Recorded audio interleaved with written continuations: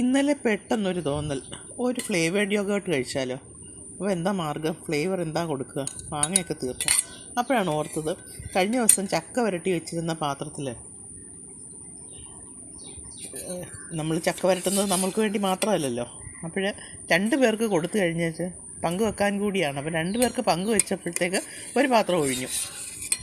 അപ്പോഴെന്ത് ചെയ്തു, പാല് കാച്ചി കുറുക്കി അതിലേക്കങ്ങ് ഒഴിച്ചു. ഇത് പീക്ക് യോഗേർട്ട് പോലെ അരിച്ചിട്ടില്ല, എങ്കിലും വളരെ പുളി കുറച്ച് തൈരെടുത്താണ്. അപ്പം ചക്കയുടെ ഫ്ലേവറുള്ളത്, മധുരത്തിന് ചക്ക വരട്ടിയതായതുകൊണ്ട് മധുരം അതിനകത്തിലുണ്ട്.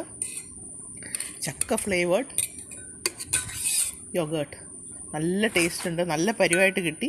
പക്ഷെ ഞാനിത് തുണിയിൽ കെട്ടി അരിച്ചിട്ടില്ല. നമുക്ക് നേരെ കഴിക്കാനാകുമ്പോൾ ഇങ്ങനെ കഴിക്കാം. തുണിയിൽ കെട്ടി അരിച്ചാൽ കറക്റ്റ് ആ കട്ട ബോൾ ഐസ്ക്രീം പോലുള്ള ഒരു നല്ല ടെക്സ്ചർ കിട്ടും.